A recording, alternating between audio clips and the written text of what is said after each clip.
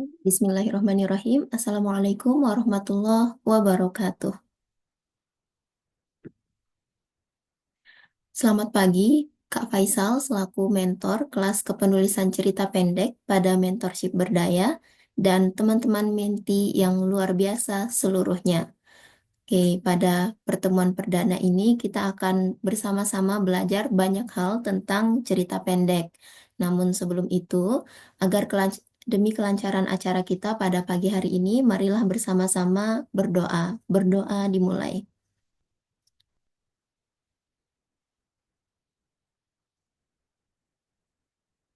Berdoa dapat dicukupkan. Baik, sebelum memasuki sesi materi, karena pada saat perkenalan pada grand opening kemarin, perkenalannya belum selesai, jadi dapat kita lanjutkan bisa kita lanjutkan sekarang ya perkenalannya. Kemarin baru sampai Bung. Oh, atau kemarin aku kayaknya lupa perkenalan ini ya, pengalamannya. Oke, jadi kalau dari aku sendiri, sudah suka menulis sejak SMA dan waktu itu ikut ekskul jurnalistik. Jadi sudah cukup sering ikut lomba juga, lomba kepenulisan. Dan alhamdulillah sudah pernah dapat juara di tingkat kabupaten, provinsi, maupun nasional. Tapi di sejak kuliah ini jadi agak nggak sempat gitu nulisnya karena banyaknya tuntutan perkuliahan kayak tugas kuliah, organisasi, dan lain sebagainya. Nah, di mentorship berdaya ini aku pengen banget mengasah lagi kemampuan menulis itu. Ya, semoga lancar aja. Oke, berikutnya kemarin sampai Bung ya, berarti sekarang kita lanjutkan ke Sofia. Sofi udah ada belum? Oke, kayaknya belum hadir ya Sofi. Berikutnya ada Syam.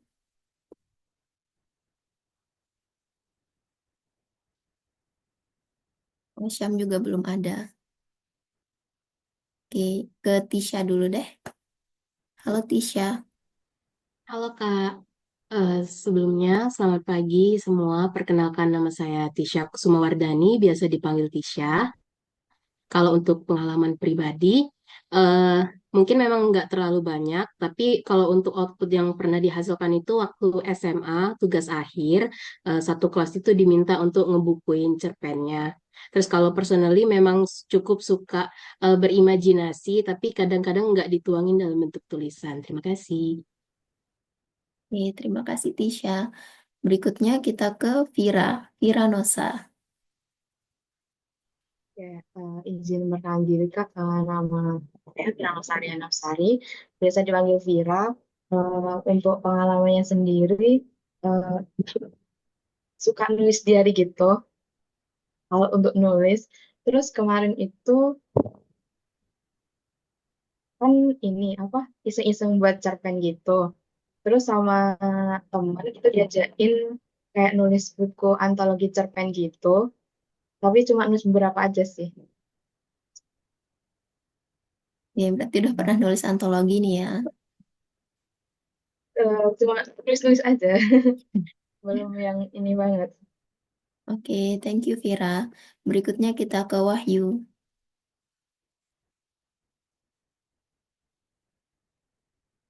Halo Wahyu. Oh, ini tadi udah izin off cam ya karena lagi double Zoom.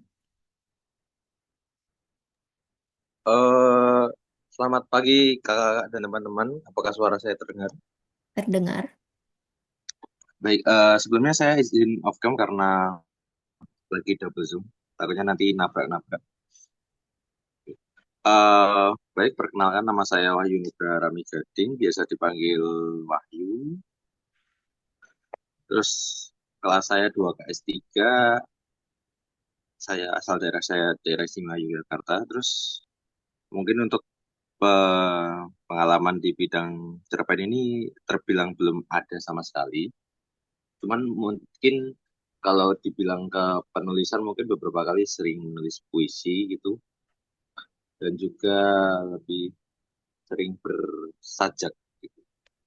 Oke, singkat saja karena memang sejujurnya belum banyak pengalaman jadi belum bisa di flexing dikit gitu ya, Kak. Terima kasih. Oke, thank you Wahyu. Nah, kemarin ini ada satu lagi juga yang belum ada Abida, belum ya Abida? Belum, Kak. Oke, silahkan.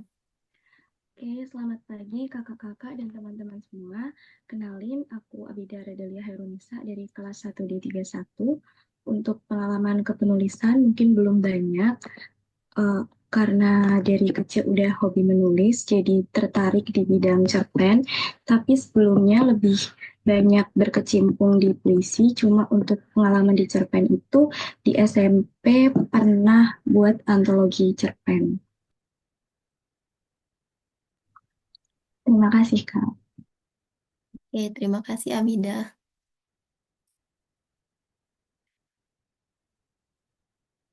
Oke, berikutnya, sebentar ya.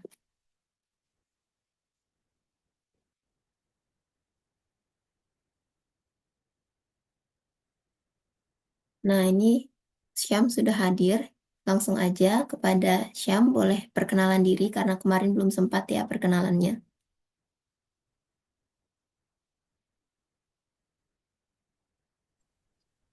Baik, selamat pagi Kak dan teman-teman semua. Jadi untuk memperkenalkan diri, jadi perkenalkan nama aku Syam Zulkarnain Ibrahim, biasa dipanggil Syam. Aku dari Surabaya, Jawa Timur. Dan untuk pengalaman penulisanku sendiri, aku suka apa ya? Aku suka menulis tentang kisah-kisah singkat gitu sih, kayak misal eh, biasanya kalau aku malam-malam itu suka menulis apa yang aku rasain selama sehari itu. Terus aku waktu SMA juga pernah ikut eh, lomba menulis puisi, tapi saya sekali tidak meraih juara, tapi dapat itu merupakan pengalaman yang sangat aku banggakan. Dan waktu kuliah ini pernah mendapatkan tugas dari salah satu mata kuliah, yaitu disuruh menulis suatu artikel opini dan harus dipublish di suatu media, dan alhamdulillah itu bisa tercapai. Mungkin itu saja, terima kasih. Oke, terima kasih Syam. Nah, jadi teman-teman semua di sini ternyata sudah banyak ya yang sudah cukup berpengalaman di dunia kepenulisan dan ada juga yang baru mau mulai mengasah skillnya nih. Oke, nggak apa-apa ya. Jadi di sini kita bakal belajar bareng, bertumbuh bareng, dan nantinya berkarya bareng. Nah, jadi sekarang langsung aja kita masuk ke sesi yang sudah ditunggu-tunggu, yaitu sesi pemaparan materi. Kepada Kak Faisal, aku persilakan. Halo, terima kasih Kak Yumna. Halo teman-teman semua, selamat pagi. Eh, Senang Pagi, banget Kak. dengar perkenalan dari teman-teman ya. Kedengaran nggak suaraku? Kedengeran, Kak. Kak. Oke. Senang banget dengar pengalaman dari teman-teman. Eh, Maksudnya sudah nggak asing lah dengan yang namanya tulis menulis ya. Baik yang menulis cerpen, menulis puisi, maupun menulis sajak. Karena mereka kan juga kurang lebih seperti adik kakak ya. Jadi nggak terlalu nggak bedanya nggak kontras banget. Nah, sebelum aku share screen dulu. Izin share screen ya Kak Yumna. Sebelum aku mulai pemaparannya, aku mau denger dong pengalaman teman-teman baca cerpen yang aku kirim ke Kak Yumna kemarin, kira-kira gimana? Adakah yang mau berbagi pengalaman?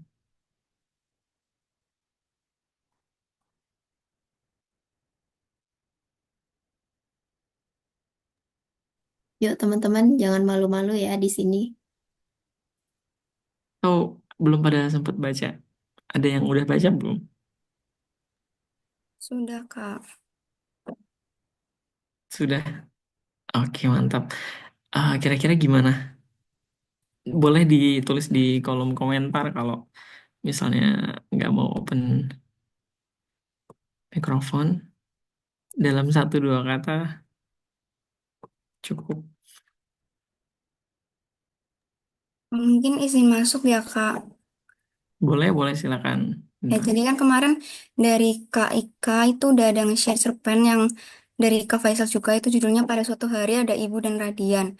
Itu sebenarnya kurang lebih kalau didalami lagi ceritanya itu tentang seorang ibu dan anaknya yang kayak berada di lingkungan yang kurang sehat, yaitu rumah tangga yang penuh dengan kekerasan gitu. Karena sebenarnya kalau dari bahasanya, kalau kita kurang pahami mungkin agak membingungkan, tapi setelah didalami lagi sebenarnya narasi-narasi yang ada di dalam cerpen itu menceritakan kehidupan rumah tangganya yang penuh kekerasan oleh suami dari sang ibu ini dan ayah dari Radian gitu.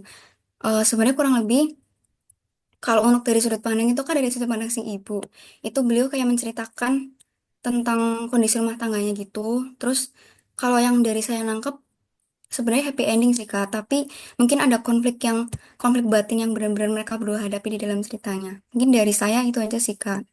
Terima kasih.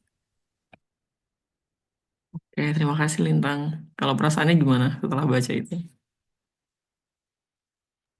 Sebenarnya karena dari awal kan cerpennya itu sudah dibuka dengan narasi yang cukup deskriptif, imajinatif gitu ya Kak. Karena kita bisa membayangkan kondisi dari keadaan yang diceritakan pada cerita melalui narasi-narasi itu. Kalau dari perasaannya sebenarnya, kalau dari awal membaca itu kan ada kayak naga-naga gitu ya. Terus kayaknya kalau dari perasaan itu lebih kayak ikut sedih dan ikut merasa apa ya, kayak ikut merasa berada di kondisi yang kurang baik untuk kondisi kesehatan mental gitu aja sih Kak. Oke, makasih Lintang udah berbagi pengalaman membaca.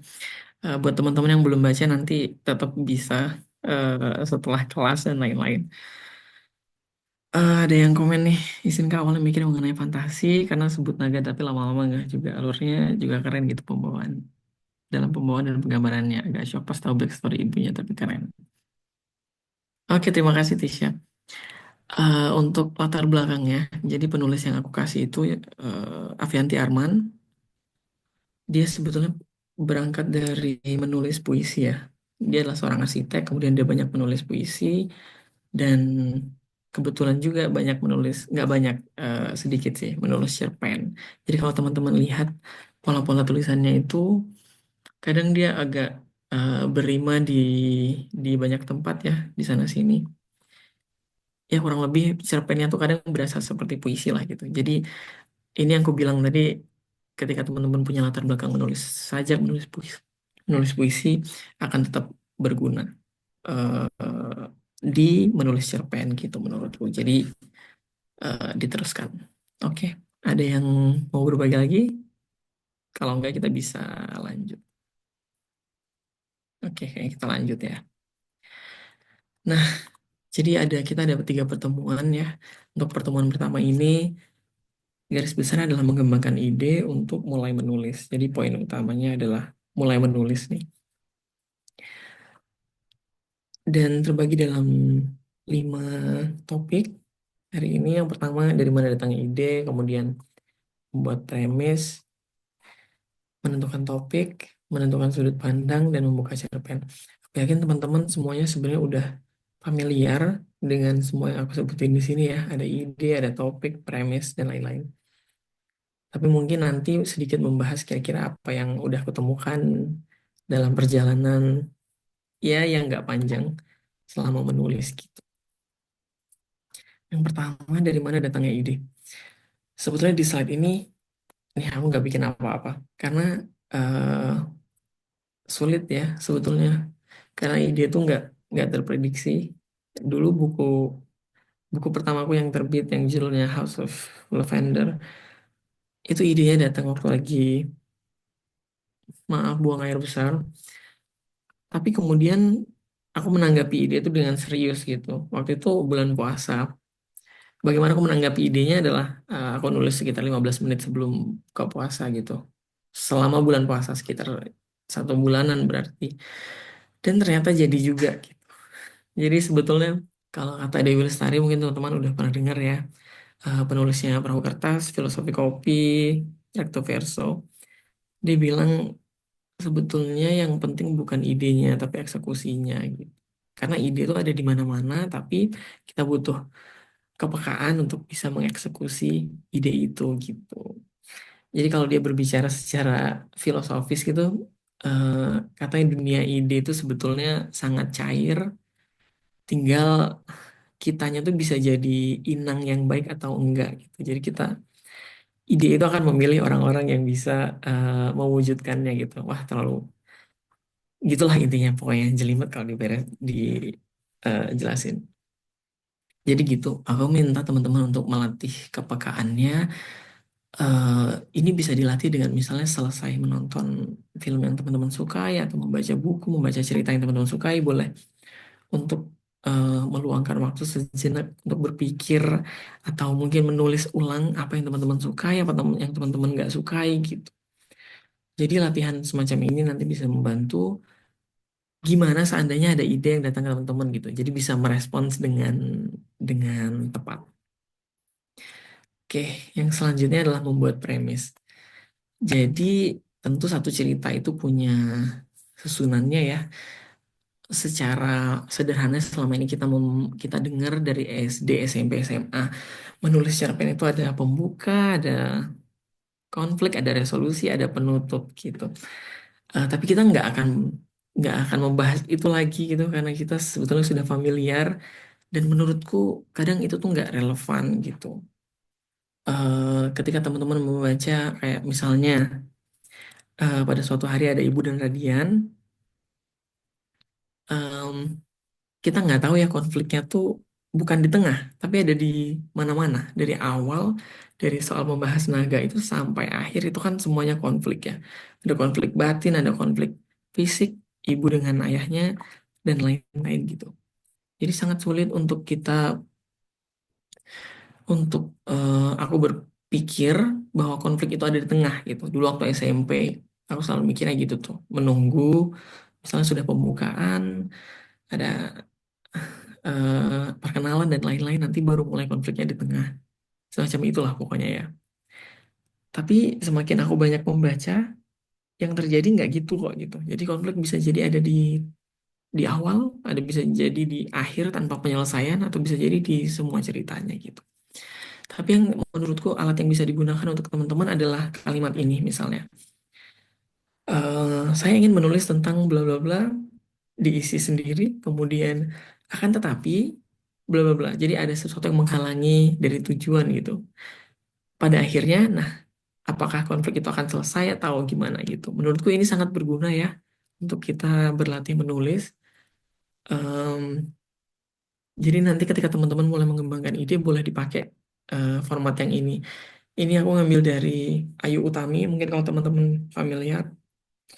Eh, dia penulis kenamaan Indonesia. Beberapa bukunya misalnya Bilangan Fu, Saman. Saman sudah memenangkan sayembara Dewan Kesenian Jakarta. Dan ya karya-karyanya beliau sangat fenomenal dan sudah diterjemahkan ke dalam berbagai bahasa ya. Sangat representatif bagi dunia kepenulisan Indonesia. Oh ya, kalau teman-teman ada pertanyaan boleh langsung raise hands ya. Minta tolong Kak Yumna nanti disebutkan teman-teman yang ingin bertanya boleh gitu. Jadi nggak harus menunggu sampai ke aku selesai presentasi gitu. Nah, berbicara soal premis, teman-teman ada yang udah nonton Lady Bird belum?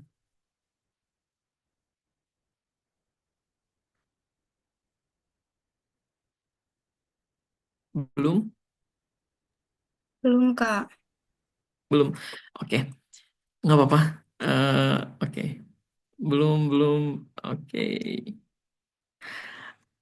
Ini penafian sedikit ya disclaimer. Aku akan banyak bahas, nggak cuma cerpen, tapi kadang akan masukin sedikit buku, sumber film seperti ini gitu. Karena menurutku relevan gitu untuk bisa dijadikan bahan pelajaran. Oke, karena kita belum pada nonton, aku mau nyetel sedikit nih. Ada trailernya yang udah aku siapin, jadi mungkin teman-teman bisa dapat sedikit gambarannya.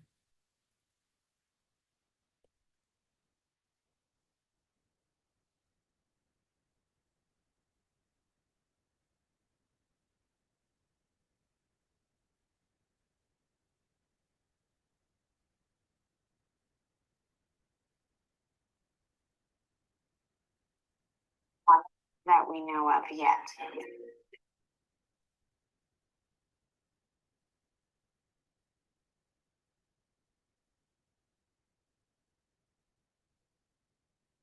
Oke, aku harap teman-teman dapat sedikit gambaran ya, kira-kira cerita dari atau premis dari Lady Bird ini apa gitu.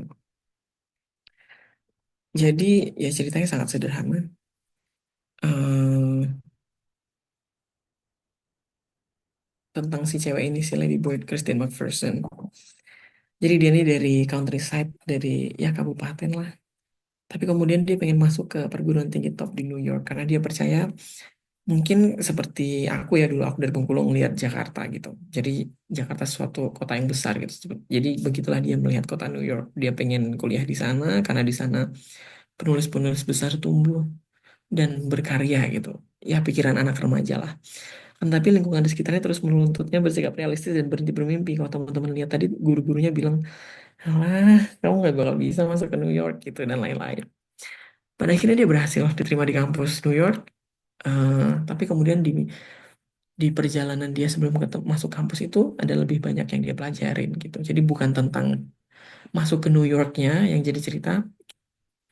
Jadi kalau teman nonton filmnya, oke di akhir dia keterima di New York, dia nelpon ibunya, tapi filmnya selesai. Jadi ini bukan tentang dia kuliah di New York, tapi tentang perjalanannya dia gitu. Bisa sampai ke New York. Ya nanti kalau teman-teman penasaran boleh dilihat. Menurutku studi yang cukup baik ya, terlepas dari perbedaan budaya kita dengan Amerika. Ada mungkin yang menurut kita kurang senonoh ya dan lain-lain, tapi bisa di skip untuk teman-teman bisa menikmati ceritanya. Oke, jadi itu bagian soal premisnya. Kalau kita lihat Lady Bird sangat sederhana sebetulnya. Kemudian yang selanjutnya adalah menentukan topik. Kita pakai tema yang sama, pakai cerita yang sama, Lady Bird. Nah, ini adalah kurang lebih kalau Lady Bird itu dibedah antara dia ingin ke New York sama dia berhasil diterima di New York. Dalam perjalanannya itu ada beberapa topik yang dibahas sama penulisnya, sama sutradaranya. Jadi yang pertama misalnya, yang ku dapat ya, ada hubungannya dengan kota tempat tinggalnya dia, kabupatennya dia tadi Sacramento, kota kecil lah ya di Amerika. Hubungannya dengan Sacramento, kemudian dengan ibunya kita banyak lihat interaksi dia sama ibunya ya, ada marah-marah, ada yang kayak banyak lah. Ibunya berharap dia menjadi versi terbaik dari dirinya sendiri dan semacam itu. Yang mungkin beberapa dari remaja kita ya secara umum relevan gitu. Kadang orang tua berharap em, kita membanggakan keluarga dan lain-lain gitu. Tapi kadang kita juga pengen menjawab bahwa ya gimana ini udah versi terbaikku itu loh gitu. Jadi mereka tuh membahas love hate relationship yang semacam ini antara Lady Bird sama ibunya gitu. Kemudian ada juga konfliknya, isu-isu yang dihadapi dengan teman dekatnya. Di antara itu juga dia membahas mengenai, nanti kalau teman-teman nonton ya, ada feminisme, ada womanhood, problema menjadi seorang wanita atau remaja wanita gitu, puber dan lain-lain. Kemudian ada juga topik yang dibahas popularitas di SMA ya, yang kita sangat umum, sebetulnya kita sangat familiar dengan topik ini. Bagaimana popularitas itu bisa membuat orang bertindak di luar nalar kadang. Kemudian ini juga mengarahkan kita ke pembahasan soal identitas.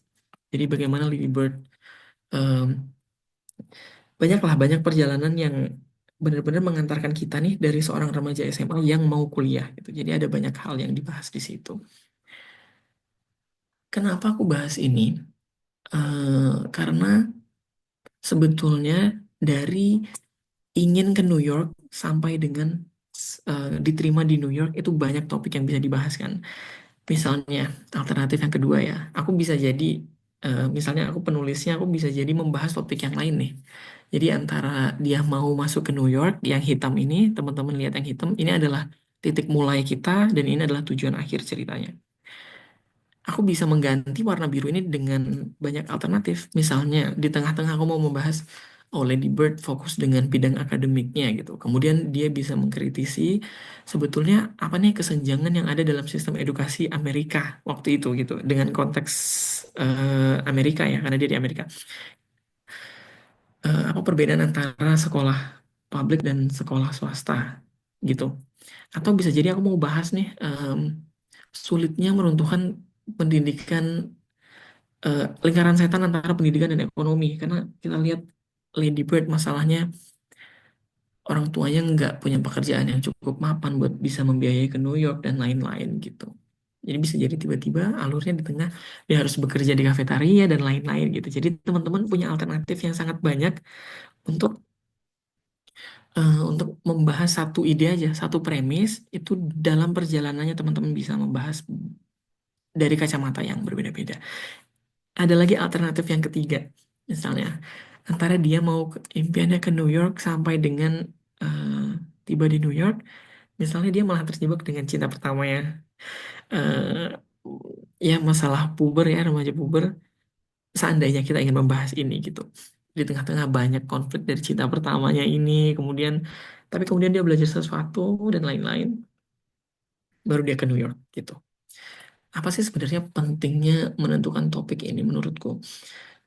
Aku pernah lihat interview dari Hanya Nagihara, mungkin teman-teman familiar dengan sampul buku ini ya, di TikTok, di Instagram, A Little Life.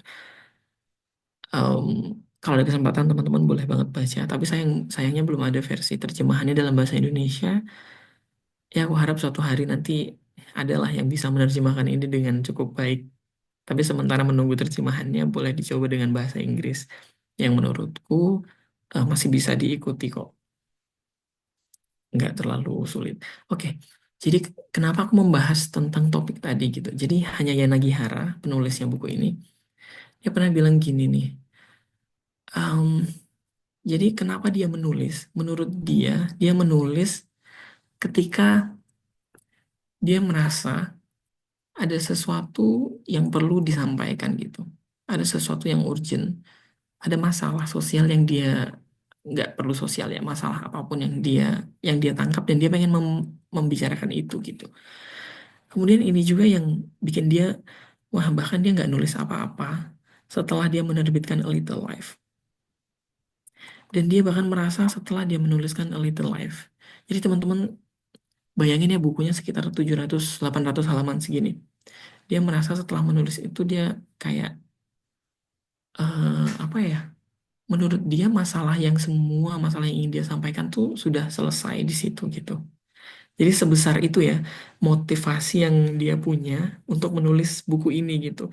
Dan ketika bukunya selesai, jadi kayak lega, jadi terbayarkan gitu. Semua isu yang dia ingin bahas sudah dibahas dan lain-lain. Nih, dia merasa bahwa semua hal yang ingin dibahas sudah selesai mengenai cinta, kemudian persahabatan, kemudian penyembuhan dan pengampunan. Semuanya sudah dibahas di buku itu gitu.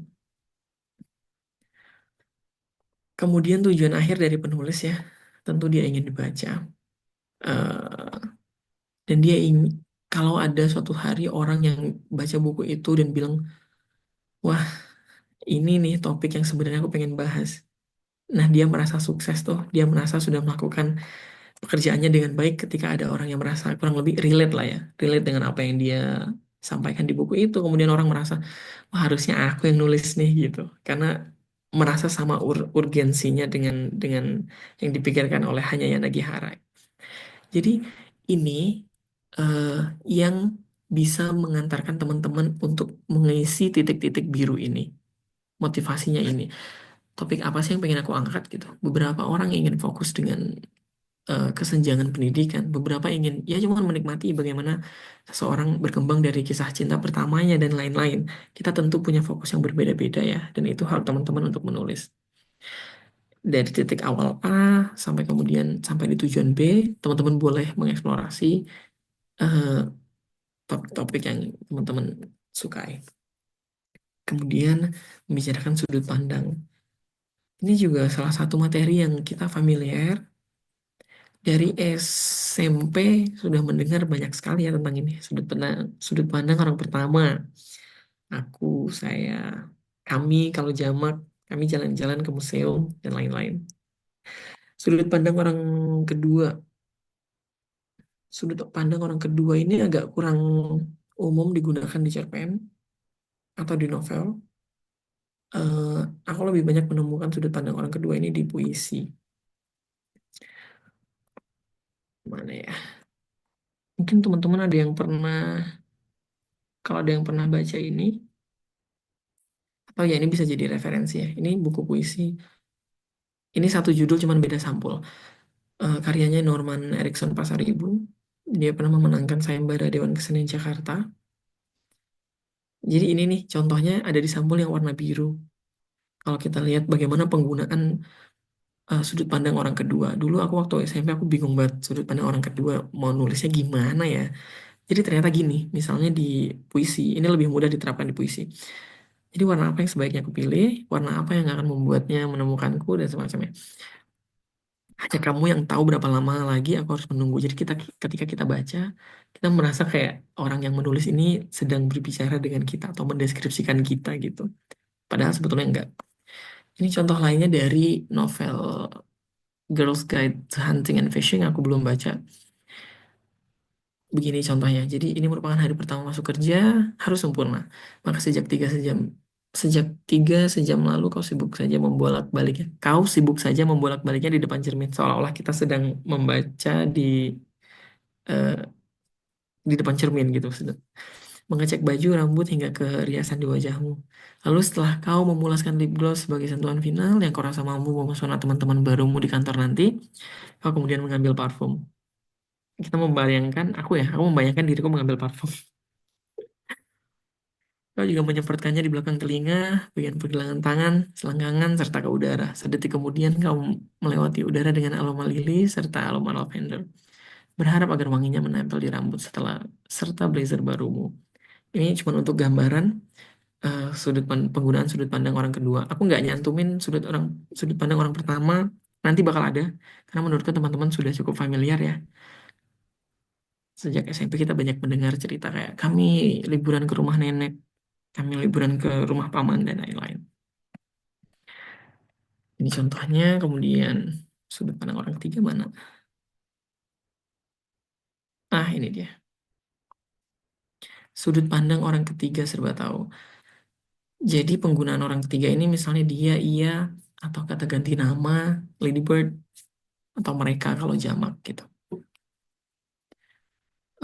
Mungkin aku nggak perlu membacakan ini, nanti teman-teman juga bisa baca slide-nya. Dan kita juga, menurutku kita familiar dengan contoh sudut pandang orang ketiga.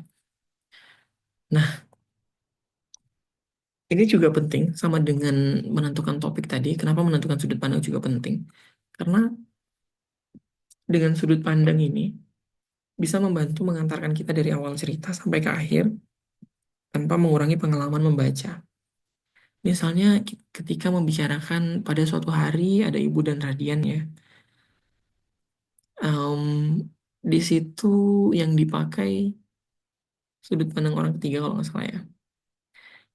Intinya aku pengen teman-teman tahu bahwa misalnya cerpen yang sama itu pada suatu hari ada Ibu dan Radian. Ditulis dari sudut pandang Radian tentu akan sangat berbeda gitu. Mungkin Radian nggak akan bisa mengerti em, apa yang terjadi di masa lalu ibunya, bagaimana dia bertemu ayahnya, tentu kan. Jadi sudut pandang akunya Radian itu memberi dia batasan. Misalnya Radian yang bersuara bahwa, wah hari ini ibu dipukuli dan lain-lain. Tapi dia nggak tahu kan, gimana mereka pacarannya ayah dan ibunya gitu-gitu. Karena yang dipakai sudut pandang, kalau nggak salah orang pertama atau orang ketiga serba tahu ya. Antara dua itu. Jadi kita punya gambaran, kalau teman-teman baca lagi, ada sekilas gambaran bagaimana mereka bertemu. Mereka pacaran, mereka ketemu di pantai, dan lain-lain gitu. Yang menurutku juga memberi konteks bagaimana kekerasan dalam rumah tangganya bisa terjadi. Gitu kurang lebih. Nah, jadi intinya adalah teman-teman harus mengasah ya atau pandai-pandai menentukan sudut pandang yang cocok untuk pesan yang ingin teman-teman sampaikan. Pesan di sini yang aku bicarakan bukan amanat ya. Karena aku sebetulnya tim yang percaya nggak semua cerita harus ada amanatnya, nggak harus ada pesan moralnya, terserah. Eh, Seharusnya hal-hal semacam ini nggak diwajibkan juga dalam menulis, nggak dibebankan pada penulis, dan lain-lain. Ya, jadi intinya teman-teman bisa menyampaikan ceritanya dari awal sampai ke tujuan tanpa mengurangi pengalaman membaca. Kita ambil contoh dalam satu cerita, tapi menggunakan sudut pandang yang berbeda-beda ya. Ini menggunakan sudut pandang orang pertama. Dari luar, kafe itu tampak menyaru dengan bangunan apartemen yang menaunginya. Mukanya berupa bata kecoklatan yang memudar, sudutnya melunak di sana-sini membentuk ruang yang cair dan harum di dalamnya. Namanya vanille. Kurasa dalam bahasa Spanyol ini harusnya dibaca vanille.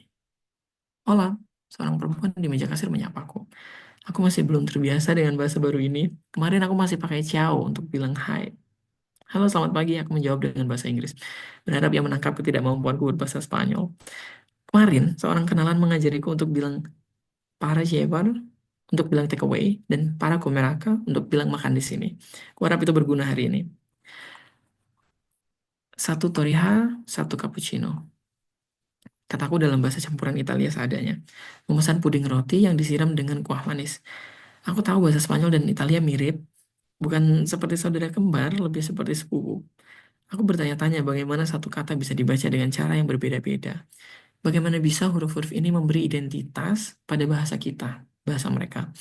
Di Italia misalnya, J ditulis dengan mempertemukan huruf G dengan huruf I dan diikuti huruf vokal setelahnya. Mungkin seandainya Torija ditemukan di Italia, ia akan jadi Torrija. Tapi di sini di tempat asalnya ia dibaca Torrija dengan huruf hijaiyah yang familiar di lidah muslimku, H. Mungkin kalau ia ditemukan oleh Pak Deku yang orang Jawa, ia akan dibaca Toria. Sepertinya memanggil cucunya yang bernama Johan dengan Yohan dan Zahra dengan Yahra. Jadi teman-teman lihat ketika kita menggunakan sudut pandang orang pertama, eh, ada yang namanya satu dunia bernama pikiran. Aku sebagai sebagai narator dalam cerita ini banyak sekali yang kupikirkan dengan satu kata torrija atau vanille dengan bahasa Spanyol, bahasa Italia, bahasa Inggris. Jadi teman-teman dapat gambarannya ya. Ketika kita berada dalam pikiran seseorang, ya kurang lebih sekompleks ini gitu. Ada satu kata bisa membawa kita ke mana-mana gitu. Kita lihat misal dengan menggunakan sudut pandang orang kedua. Kamu berjalan memasuki kafe vanille dengan ragu-ragu, sambil berharap baristanya bisa sedikit berbahasa Inggris. Kurang beruntung. Perempuan itu kebingungan ketika kamu bertanya apa ada sumber listrik untuk bisa buka laptop di meja mereka.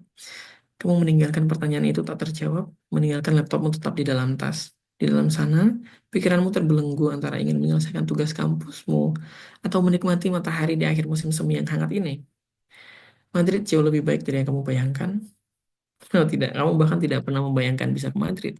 Bahkan tidak setelah kamu menemukan bahwa film Poor Things terinspirasi dari lukisan Taman Gairah Duniawi karya Bosch yang dipajang di satu museum di kota ini. Em, Kuharap teman-teman sudah melihat polanya ya. Dari orang pertama tadi kita banyak sekali informasinya. Bagaimana cara membaca Banil ya, bagaimana cara membaca Torrija, beberapa kosakata dalam bahasa Spanyol.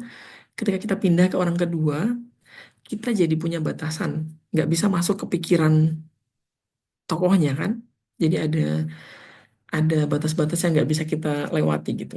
Itu kenapa juga tulisannya bisa jadi lebih pendek. Jadi teman-teman lihat perbedaannya ketika kita menggunakan orang pertama bisa lebih bebas dalam mengekspresikan pikirannya karena aku gitu. Aku mengerti apa yang aku pikirkan, aku mau ngomong A, B, C, D dan lain-lain. Tapi ketika sudah berganti ininya kameranya, sudah ada batasan-batasan yang perlu kita ikuti. Misalnya menggunakan sudut pandang orang ketiga. X memasuki kafe vanilla di sore yang cerah di akhir musim semi. Yang memilih kafe itu ketimbang berjemur di taman seperti kebanyakan orang Eropa lainnya. Tentu alasan pertama ia dari Asia dan tidak ada orang Asia yang merindukan matahari setelah setahun penuh melihatnya. Kedua, ternyata ia baru tahu. Ia punya masalah dengan musim semi, alergi. Minggu lalu ia harus izin kelas sejarah sebanyak 2 kali karena alerginya semakin parah. Ia terheran-heran ternyata di usia ini pun masih banyak hal yang tidak ia ketahui tentang tubuhnya. X memesan satu torrija dan satu cappuccino. Torrija mengingatkan X akan hidangan yang selalu dibuat mendiang ibunya saat ia sakit seperti sekarang. Sekarang ia jadi teringat rumah. Padahal 5 menit sebelumnya ia baik-baik saja. Jadi kuharap teman-teman menemukan ya kurang lebih perbedaannya penggunaan orang pertama, orang kedua, dan orang ketiga. Dan bagaimana pentingnya menggunakan sudut pandang supaya bisa menyampaikan pesan atau menentukan topik yang ingin disampaikan. Sejauh ini apakah kecepatan, apakah teman-teman ada pertanyaan? Masih aman? Harap masih aman. Oke. Dan yang terakhir, ini kayak topik terakhir. Betul. Topik terakhir adalah membuka cerpen. Mengapa penting membuka cerpen? Ya karena kita baca cerpen dari awal, bukan dari akhir. Mungkin kalau kita baca cerpen dari akhir lebih penting menutup cerpen. Tapi karena sejauh yang aku tahu kita baca cerpen dari awal ya. Jadi penting untuk mengetahui bagaimana cara membuka cerpen. Ada beberapa hal yang bisa teman-teman pakai dalam membuka cerpen. Misalnya yang pertama percakapan, ya ada beberapa karakter kemudian mereka bercakap-cakap dan ini bisa membuat pembaca penasaran apa yang mereka omongin gitu. Dan yang kedua adalah deskripsi, ini yang paling umum. Yang ketiga perasaan, stream of consciousness. Eh, Salah satu contohnya adalah ini, sudut pandang orang pertama. Stream of consciousness adalah seperti seolah-olah kita menulis diary, tokoh utamanya ini menulis diary, semua hal yang ada di pikirannya dibahas. Jadi bahkan kita pembaca tuh jadi kayak kita mengerti karakter ini dengan lebih baik gitu. Stream of consciousness. Kemudian yang ketiga, yang terakhir, kejadian mengejutkan. Ini yang paling hooking ya, biasanya yang paling membuat pembaca penasaran lah ya, kejadian mengejutkan itu. Karena kita pengen tahu yang terjadi. Aku juga menyertakan beberapa contoh teman-teman dari karya-karya terkenal. Misalnya Franz Kafka. Aku belum baca ini, tapi ini sangat terkenal. Judulnya Metamorphosis. Pembukaannya begini, suatu hari Gregor Samsa terbangun dari mimpi buruknya. Yang menemukan dirinya telah berubah menjadi kecoa besar yang menakutkan. Sudah ketahuan ya bagaimana menariknya. Kita bisa transformasi jadi kecoa nih. Kira-kira apa yang ingin disampaikan penulisnya atau cerita seperti apa nih, petualangan apa yang akan datang gitu. Contoh lainnya yang menurutku menarik juga, kenapa aku minta teman-teman buat baca. Pada suatu hari ada Ibu dan Radian. Langit jadi merah, seekor naga menukik menyapu bintang-bintang dan matahari. Betul seperti yang teman-teman bilang tadi, Tisha. Ini jadi seperti fantasi ya. Mereka bilang ada naga dan lain-lain. Pucuk-pucuk sayapnya memercik bara, api bertebaran, angin berputing. Ketakutan disemprotkan ke udara seperti tinta gurita. Para kesatria baju zirah itu bergelimpangan. Jerit putus asa menyesaki ruang. Makhluk itu marah luar biasa. Rumah-rumah, pohon-pohon, pucuk gunung di kejauhan jadi remuk tak jelas bentuk. Rata tanah, semua. Kecuali satu anak yang berdiri tegak, tak bergerak. Tangannya menggenggam busur yang selesai teregang. Wajahnya segelap batu, namun matanya seterang kilat.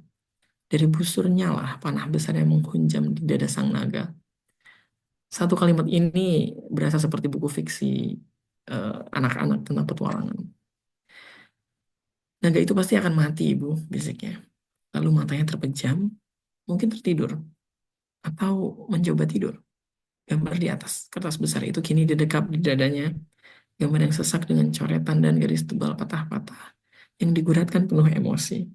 Gambar yang cuma punya 3 warna, merah, hitam, dan kelabu. Menurutku ini pembukaan yang sangat sangat menarik ya. Menariknya kenapa? Aku pikir di awal dia akan jadi sudut pandangnya si anak gitu. Tapi ternyata enggak. Ketika kita sudah sampai di paragraf 2, kita tahu bahwa oh ini yang cerita adalah orang lain, bukan anaknya. Jadi bagaimana dia bisa berpindah dari paragraf 1 yang sangat childish kalau kita lihat. Langit jadi merah, naga, dan lain-lain. Kemudian pindah ke paragraf 2 yang wow, tiba-tiba seperti seorang penyair yang menulis gitu.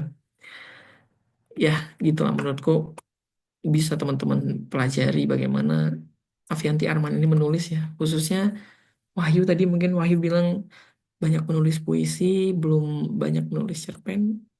Eh, aku sangat menyarankan salah satunya membaca karyanya Avianti Arman. Nanti akan kelihatan bagaimana dia mengelola kemampuannya ini, kemampuannya menulis kalimat kalimat puitis jadi cerpen yang punya jalan cerita. Alternatifnya nggak harus beli buku, teman-teman bisa lihat di Epusnas, aplikasi Epusnas, cari aja Avianti Arman, ada banyak bukunya, ada kumpulan puisi, kumpulan cerpen. Dan yang terakhir contohnya adalah Semua Ikan di Langit, mungkin teman-teman cukup familiar.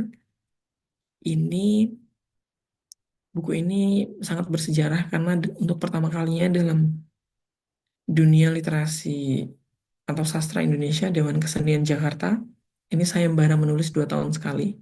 Dan di tahun 2016 ini, Dewan Kesenian Jakarta nggak bisa menentukan juara 2, juara 3, karena dinilai kualitas buku ini sangat jauh di atas rata-rata peserta di tahun itu. Jadi ini cuma pemenang satu-satunya. Kalau ada pemenang lain di tahun 2016, mungkin teman-teman nanti bisa cari. Itu bukan juara 1, bukan juara 2, tapi kalau nggak salah ya, kategorinya layak terbit gitu. Jadi kualitas yang dinilai oleh Dewan Kesenian Jakarta ini sangat sangat tinggi terhadap buku ini gitu. Jadi hanya ada satu pemenang, kemudian karya yang lain ini kayak oke layak terbit. Ada 5 atau ada 6 judul yang layak terbit. Segitu segitu bagusnya menurut mereka dan menurutku juga. Kita baca sedikit bagaimana pembukaannya. Ketika masih kecil, aku melihat ikan terbang. Segerombol ikan julung-julung berwarna perak dengan sirip berujung keemasan. Aku melihat kerumunan dengan sisik berkilauan itu melintasi langit. Dan bibir mereka yang tidak sama panjang membuka dan menutup dengan serentak. Alih-alih gelembung, yang keluar dari sana adalah cahaya keemasan yang melayang menjauh. Terbang bahkan jauh lebih tinggi dari mereka yang mengeluarkannya. Di kemudian hari baru aku tahu bahwa itulah bintang. Ini adalah ingatan pertamaku, ikan terbang dan bintang. Selama bertahun-tahun aku percaya bahwa ketika seseorang makan ikan, ia juga memakan bintang. Dan bahwa di dalam perutnya ada puluhan, ratusan, jutaan konstelasi yang belum pernah dilihat siapapun. Konstelasi miliknya sendiri. Di langit pribadi dalam tubuhnya, mengapung bersama usus dan lambung dan semua organ dalam. Inilah kenapa perut orang jadi gendut kalau makan terlalu banyak. Karena mereka perlahan-lahan menjadi planet, dimulai dari perut yang menyimpan terlalu banyak konstelasi bintang. Begitu banyak konstelasi bintang.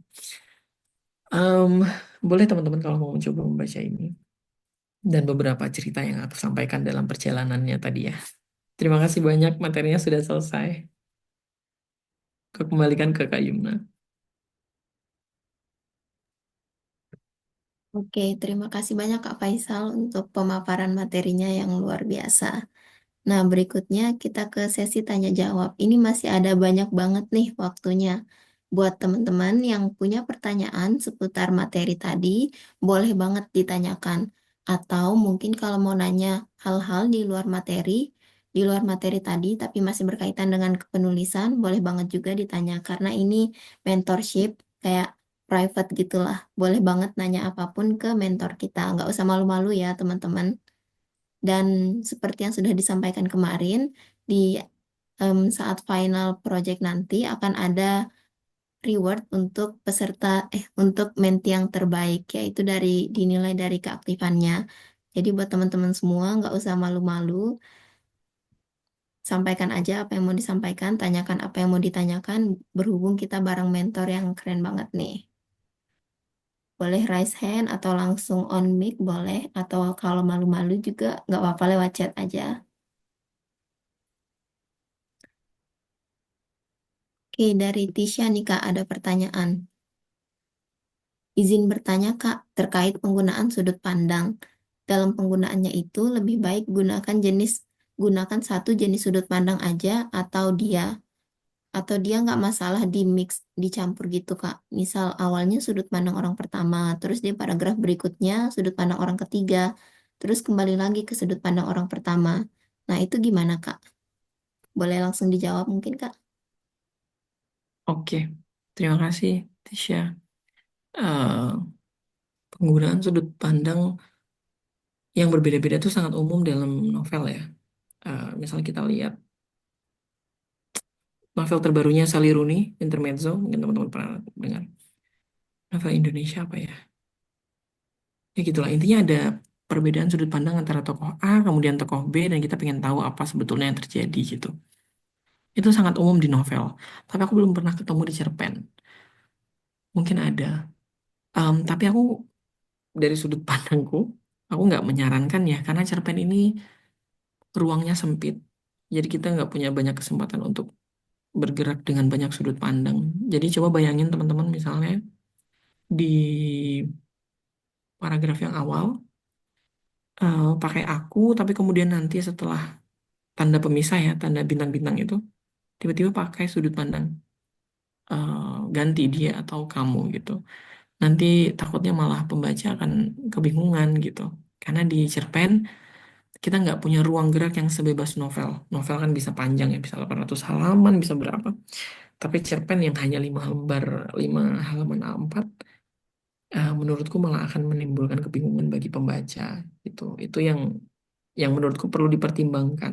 Tapi nggak menutup kemungkinan itu jadi tantangan yang bisa teman-teman jawab juga. Kira-kira gimana ya bisa membuat perbedaan sudut pandang ini tanpa membuat pembaca kebingungan. Itu bisa bisa bisa dijawab. Siapa tahu teman-teman ingin mengeksplorasi itu boleh banget, nggak menutup kemungkinan ya. Tapi sejauh ini itu masalahnya dengan cerpen. Terlalu singkat untuk mengeksplorasi banyak sudut pandang dalam satu cerita. Sekian Kak Yumna. Ya, terima Sama-sama kasih Tisha. penjelasannya. Oke, berikutnya ada Lintang nih Kak yang udah raise hand. Silakan Lintang. Oke, sebelumnya terima kasih Kak Faisal karena sudah memaparkan materi pada pertemuan pertama ini dengan baik dan sangat jelas.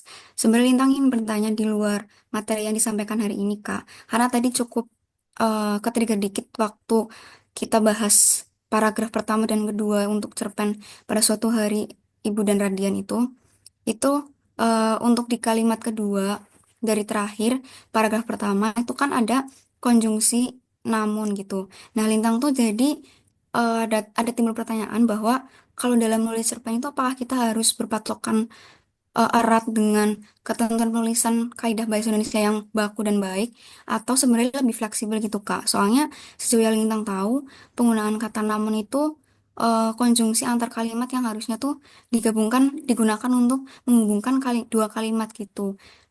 Nggak boleh dalam satu kalimat yang sama gitu.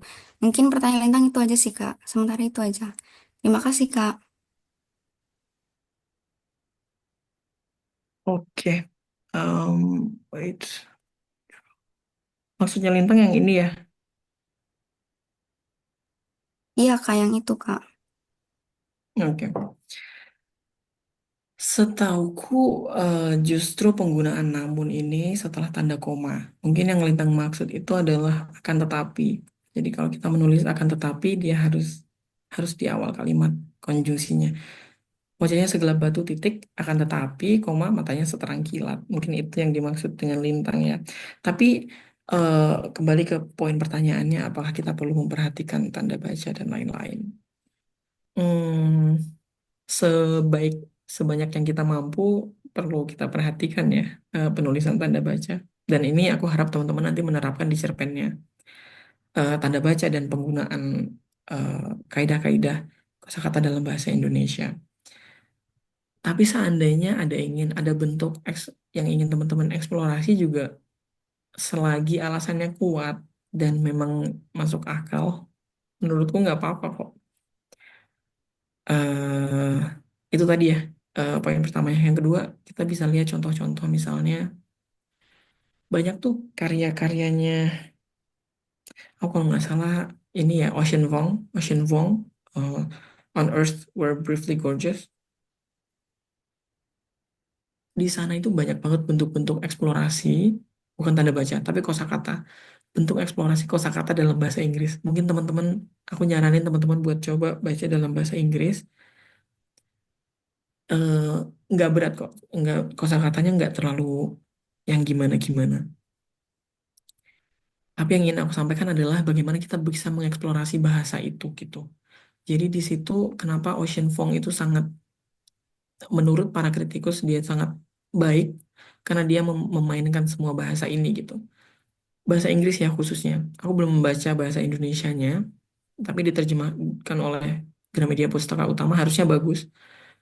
Tapi aku baca bahasa Inggrisnya dan memang kelihatan bagaimana dia bermain dengan itu. Hal yang sama menurutku bisa menjawab yang Lintang sampaikan.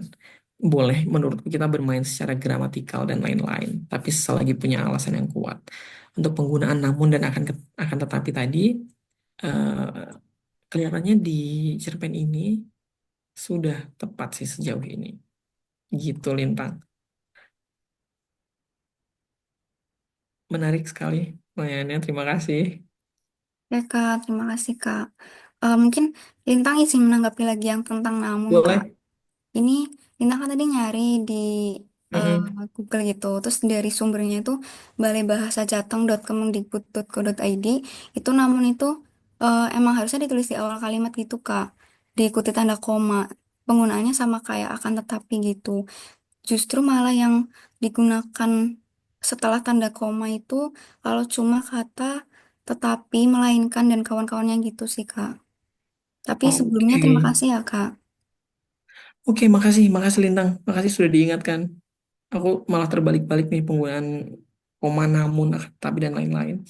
Tapi seandainya kita membahas yang cerpen pada suatu hari ada Ibu dan Radian ya, aku coba memahami mengapa dia pakai namun misalnya. Avianti Arman pakai namun di sini. Karena seandainya diganti dengan tapi, dia jadi kurang puitis menurutku ya. Menurutku mungkin itu motifnya Avianti Arman pakai kata namun gitu. Jadi ini yang aku sebutkan tadi, teman-teman boleh mengubah bentuk grammar selagi dia sejalan dengan apa yang ingin teman-teman sampaikan. Gitu ya Lintang. Mungkin harap dapat poinnya. Boleh melepaskan diri dari grammar itu gitu. Baik, Tapi Kak. dengan Terima tujuan kasih. yang jelas. Makasih juga Lintang ilmunya. Hari ini aku belajar. Oke, terima Oke Kak kasih Yuna, boleh Lintang. dilanjutkan. Nah, ini udah ada banyak antrian pertanyaan nih, Kak. Yang pertama dari Aulia dulu. Aku. Pertanyaannya, Kak, aku izin tanya ya. Aku Aulia. Tadi ada di slide terkait satu penulis. em, Terkait satu penulis yang ingin menulis karena suatu urgensi ingin menyampaikan sesuatu. Nah, beliau juga bilang kalau beliau ini akan sangat senang kalau pembacanya ada yang relate dengan tulisan yang beliau buat. Kalau menurut kakak gimana nih? Cerita yang bagus itu sebenarnya yang ngena ke pembaca atau yang dari segi struktur dan bahasanya yang bagus? Lebih bagus mana tuh, Kak? Terima kasih. Waduh, pertanyaannya berat ya. Menurutku bagusan yang mana? Penulis yang tulisannya ngena atau segi struktur? eh Kalau kita membicarakan dari sisi apa yang bisa aku lakukan sebagai penulis, tentu aku akan bilang yang kedua, dari segi struktur dan bahasanya bagus gitu. Itu yang bisa aku lakukan ya. Karena yang pertama, mem- membuat pembaca merasa relate itu sudah di luar jangkauanku gitu. Jadi menurutku itu akan sangat sulit untuk dicapai dan tentu akan menyenangkan ketika itu tercapai. Jadi menurutku dua hal ini adalah dua hal berbeda yang rasa senangnya mungkin akan berbeda juga gitu. Mungkin aku akan senang kalau aku bisa menulis seperti Ocean Vuong yang bermain dengan grammar, dengan kosakata dan lain-lain. Tapi mungkin aku juga akan senang kalau pembacaku bisa jadi seperti A Little Life itu. Atau pembacanya Ocean Vuong juga sangat senang dengan bukunya dia. Jadi dia dapat double. Dia berhasil memainkan struktur, kemudian dia berhasil bikin pembacanya relate. Sulit, aku nggak bisa memilih ya. Menurut menurut kakak cerita yang bagus itu ngena ke baca atau dari segi struktur, Bang? Aku harus jawabnya gimana ya? Cerita yang bagus itu, oke, kalau secara pragmatis menjawabnya dari menilai sastra sebagai seni, tentu seni yang bagus itu yang bisa menyentuh hati pembacanya. Begitu. Semoga semoga menjawab ya Aulia. Ini dari Aulia sudah memberikan tanggapan. Terima kasih, Kak. Berikutnya ini ada pertanyaan dari Nabila, Kak. Izin bertanya, apakah dalam menulis cerpen boleh menggunakan open ending? Jadi nanti di akhir ceritanya itu masih ngegantung gitu, Kak. Gimana?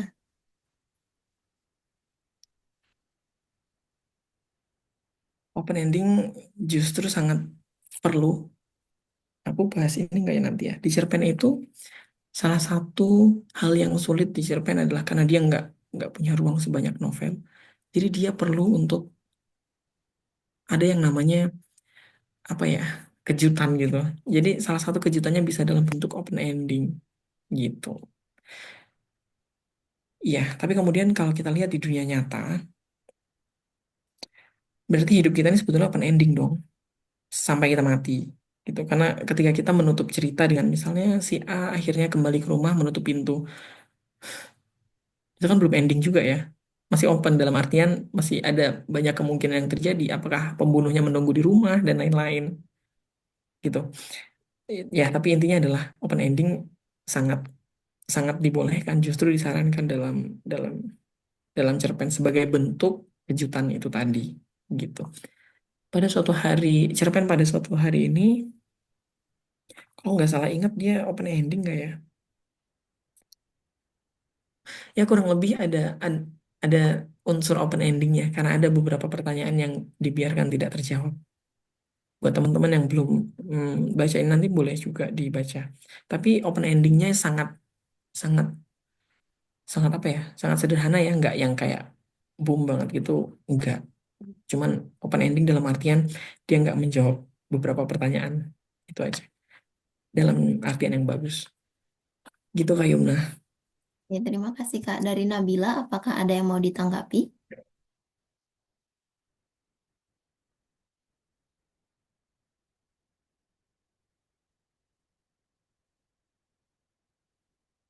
Oke, sudah cukup menjawab ya.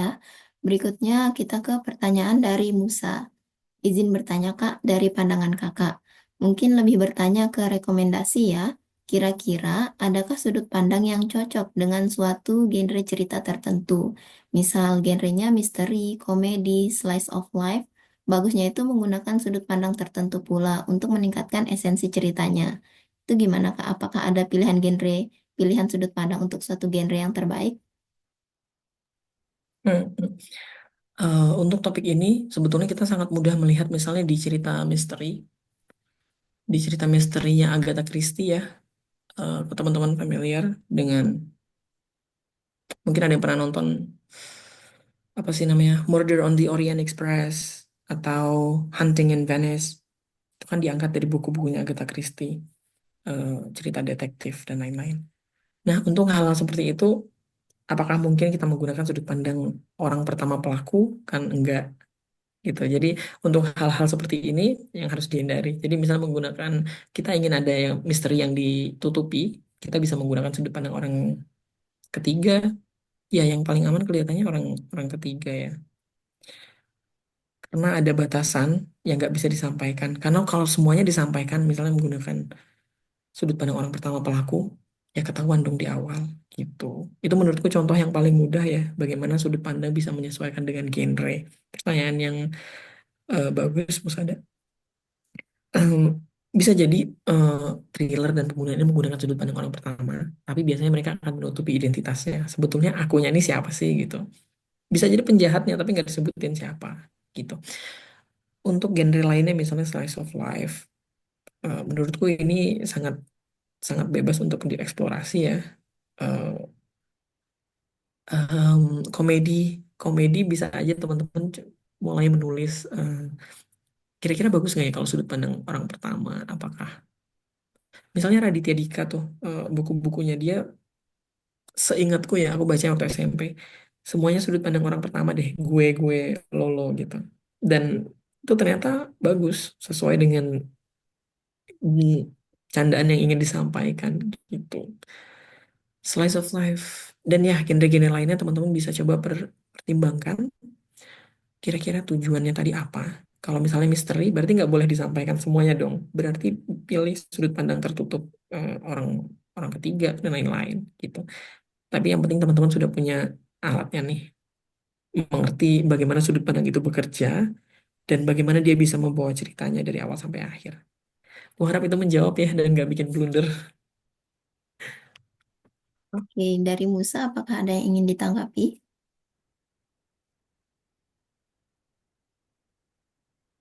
Oke, sip, paham Kak. Terkadang memang saya sedikit ragu dalam menentukannya. Terkadang juga ingin bereksperimen, tapi takut. Loh, nggak apa-apa, nggak apa-apa jangan jangan ragu-ragu. Belakangan aku banyak nulis dengan sudut pandang orang kedua karena nggak tahu kenapa itu terasa kayak nyaman. Mungkin karena aku banyak baca yang sudut pandang orang kedua juga ya. gitu. Nggak apa-apa dicoba aja. Misal. Oke, kita ke pertanyaan berikutnya ya, Kak. Ini dari Muhammad Iriawan, dari Rian. Izin bertanya, Kak, kalau menurut Kakak pribadi, cerpen yang bagus itu apakah harus menggunakan style bahasa yang puitis atau punya makna tersirat gitu, seperti pada cerpen Ibu dan Radian, atau penggunaan style bahasa yang biasa aja, yang straightforward itu bisa-bisa aja untuk dikatakan sebagai cerpen yang bagus.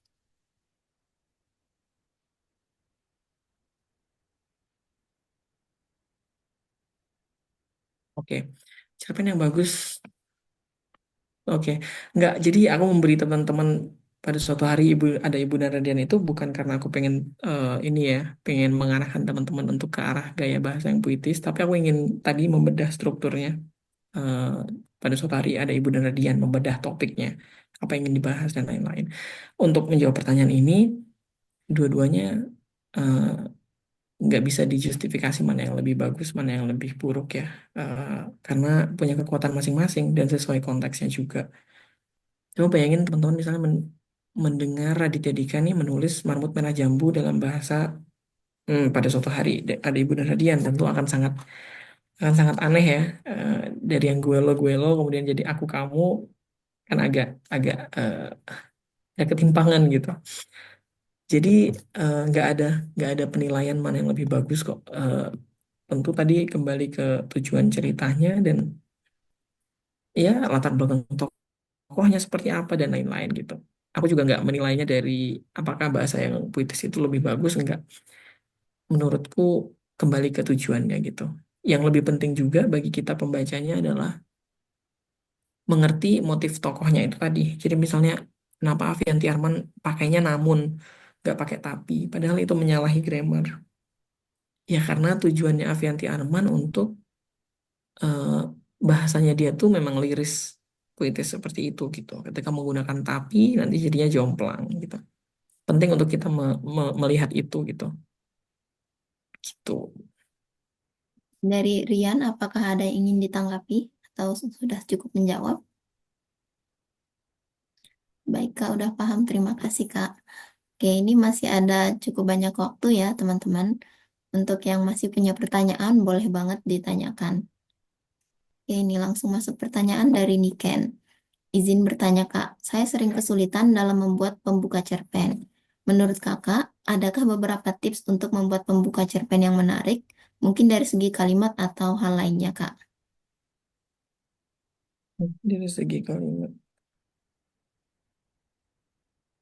Sebenarnya, sejujurnya ya, biasanya kalau menulis dari akhir.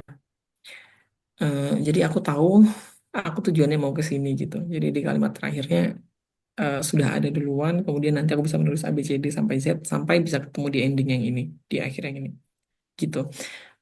Justru kalimat pembuka ini biasanya aku kerjakan terakhir. Gitu. Mungkin bisa dicoba juga sama Niken. Selesaikan semua ceritanya dulu, tinggalkan aja kalimat pertama itu sebagai sesuatu yang bisa diubah-ubah, dikasih stabilo atau diapain. Jadi nanti bisa kembali lagi ke situ ketika ceritanya sudah selesai. Jadi mungkin setelah perjalanan panjang menyelesaikan cerpen, nanti bisa dapat ide di tengah-tengah itu, wah kira-kira pembukaannya lebih bagus gini sih gitu. Dan menurutku itu sangat membantu selama selama aku menulis. Diselesaikan aja dulu nanti terakhir kerjakan kalimat pertama. Berarti Sangat pembuka ironi. cerpen itu nggak mesti yang ditulis awal-awal ya, Kak. Bisa ditambahkan diedit di akhir. Betul, betul. Selagi dia belum diterbitkan kan kita masih bisa ngapa-ngapain ya. Jadi aku harap itu bisa membantu. Oke, terima kasih, Kak. Teman-teman, ada pertanyaan lagi? Nggak mesti yang tentang kita pelajari tadi ya. Mungkin ada pertanyaan yang pernah tersirat atau yang pernah terlintas di pikirannya. Boleh banget ditanyakan nih sama mentor kita. Asalkan jangan statistika ya, aku nggak tahu.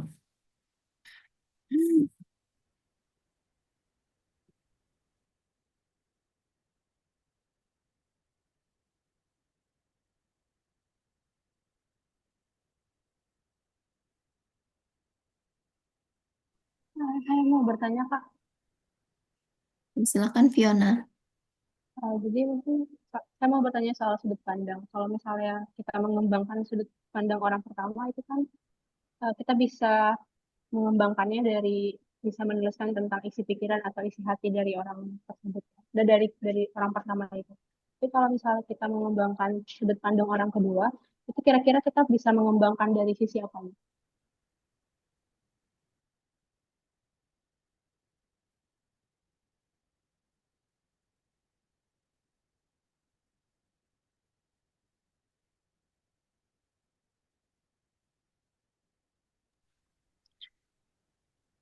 Oke, maksudnya Fiona lebih ke seperti potensinya gitu ya, potensi sudut pandang kedua ini apa aja sih gitu ya? Iya. Kelebihannya sudut pandang kedua ini,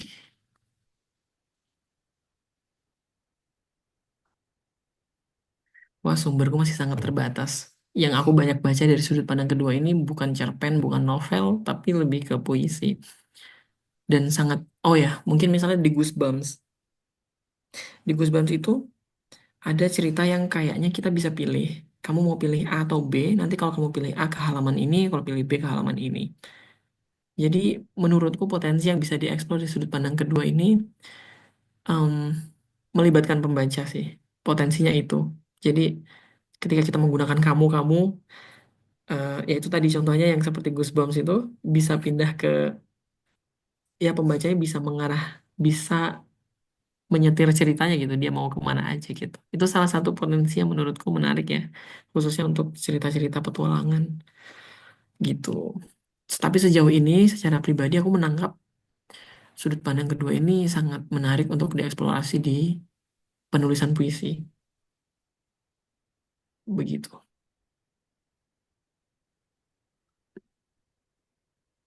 Dan mungkin ada hubungannya dengan psikologi ya.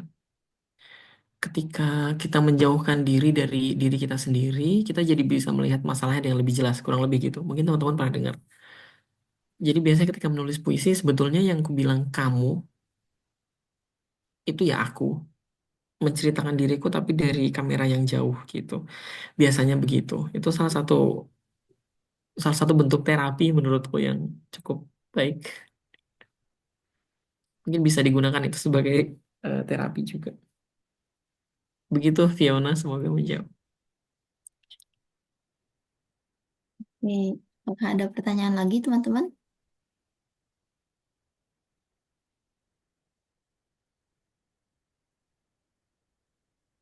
Nah, ini pertanyaan dari Rian lagi, Kak.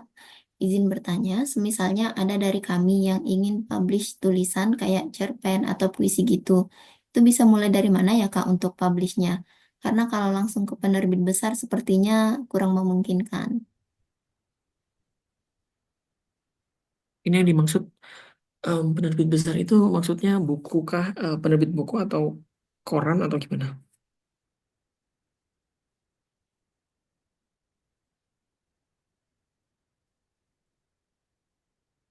Kalau yang dimaksud dengan penerbit besar ini adalah seperti ingin menulis kumpulan cerpen ke Gramedia, solusinya bisa menulis di koran dulu.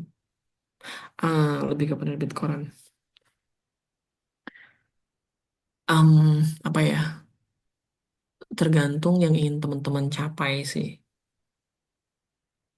Aku dulu di awal-awal juga menerbitkan di penerbit independen, tapi kemudian aku merasa kayak kurang puas karena aku nggak bisa lihat bukunya di Gramedia. Ya tapi aku tetap menulis aja, aku menerbitkan tuh tetap yang penerbit independen dengan beberapa penulis lainnya. Mungkin teman-teman pernah lihat ya pengumuman yang semacam itu, yang open submission untuk 100 orang bisa menulis puisi dan terbitkan.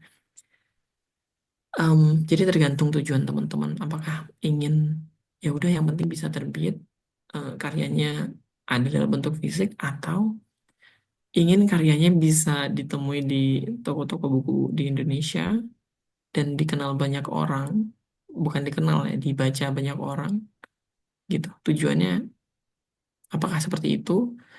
Kalau iya, jadi latihannya adalah menulis di website, di blog pribadi. Kalau enggak, kita ada punya banyak alternatif penerbit independen. Seandainya tujuannya adalah ya udah yang penting bisa bisa menerbitkan karya ini dulu deh gitu. Udah banyak sekarang kok penerbit independen yang mau menerbitkan. Untuk koran berarti alternatifnya menurutku blog ya. Di blog pribadi bisa bisa dimulai dari situ sebagai sarana latihan sambil nanti terus aja mengirim. Oh ini kita nggak membicarakan Kompas dan lain-lain ya. Coba aja ke penerbit daerah teman-teman masing-masing. Itu juga juga dulu pernah aku coba dan berhasil. Coba di penerbit ini ya, koran, koran, koran lokal gitu.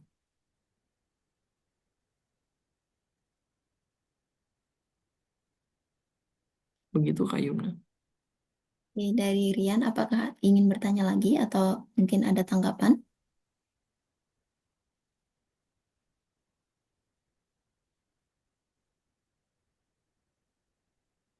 Ya, cukup Kak. Terima kasih banyak atas jawabannya. Oke, dari teman-teman yang lain, apakah masih ada pertanyaan?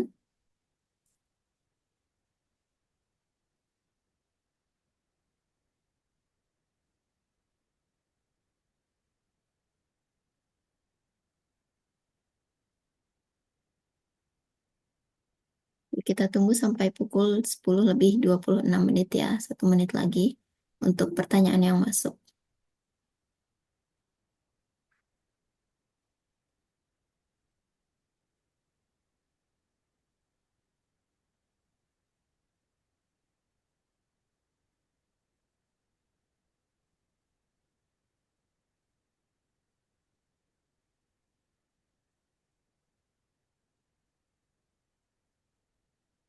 Oke, karena sudah pukul 10 lebih 26 menit dan tadi sudah ada banyak sekali pertanyaan dan sudah dijawab juga seluruhnya dan mungkin teman-teman sudah untuk pertemuan ini belum ada pertanyaan lagi.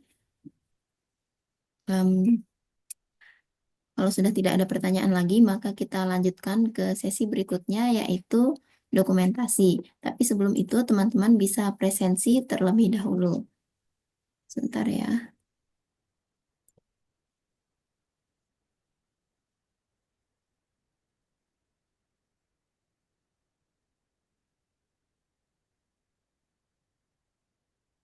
Kak Yuna, aku boleh menyampaikan PR kecil nggak?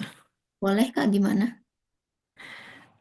Em, aku pengen teman-teman juga terlibat dalam lokakarya ini ya, dalam workshopnya. Jadi kayak boleh minggu depan teman-teman bawa satu cerpen yang teman-teman sudah baca. Jadi bukan aku yang menentukan, teman-teman pilih sendiri genre yang teman-teman suka, bahasa yang seperti apa. Nanti di minggu depan kita diskusi mengenai cerpen yang teman-teman baca gitu. Apa menariknya, apa kurangnya, apa bingungnya gitu.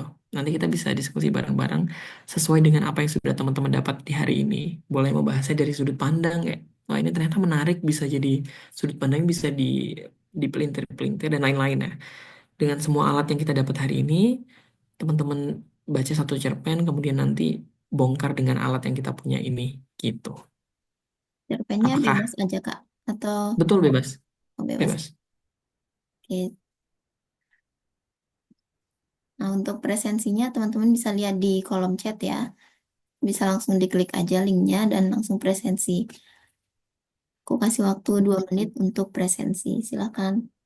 Karena ini presensinya harus 100% ya, teman-teman. Jangan sampai lupa presensi.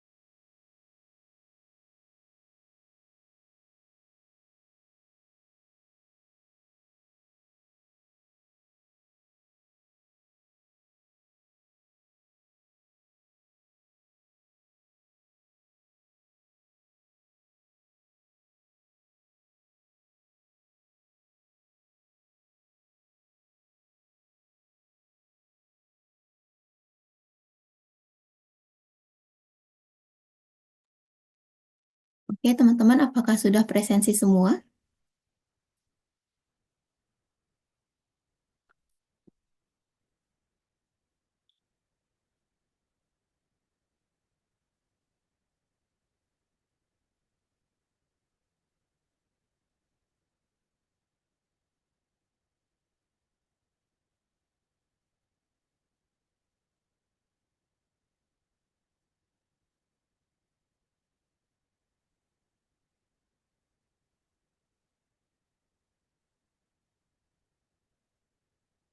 Ini sepertinya sudah presensi semua ya. Kita karena tadi sudah sesi pemaparan materi dan sudah sesi tanya jawab dan sudah presensi semua, kita memasuki sesi yang terakhir yaitu sesi dokumentasi. Tentu tidak lengkap suatu pertemuan tanpa dokumentasi darinya. Nah, sekarang kita yang belum on cam dulu ya. Kita tunggu. Oke, silakan yang belum silakan on cam dulu.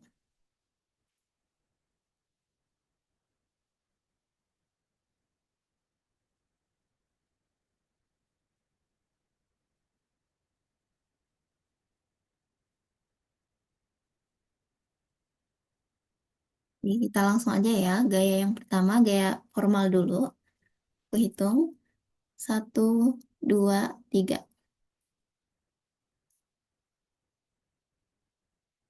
Oke, gaya yang kedua, gaya mentorship, gayanya kayak gini. M gini, tangannya ke bawah, M. Oke, 1, 2, 3. Yang terakhir yaitu gaya bebas aja, terserah teman-teman. 1, 2, 3. Oke, terima kasih teman-teman semua karena sudah menyempatkan waktunya untuk hadir di mentorship berdaya kelas cerita pendek pertemuan satu ini. Dan terima kasih banyak kepada Kak Faisal selaku mentor yang sudah membagikan ilmunya yang luar biasa. Kita bertemu lagi di pertemuan 2, pertemuan pekan depan, yaitu pada hari Sabtu lagi, tapi pukul 4 sore ya teman-teman, untuk pertemuan 2-nya nanti. Oke, sekian sesi pertemuan 1 kelas cerpen ini. Aku tutup. Mohon maaf apabila ada kekurangan. Terima kasih teman-teman semua. Wassalamualaikum warahmatullahi wabarakatuh. Boleh kembali ke aktivitasnya masing-masing ya. Terima kasih.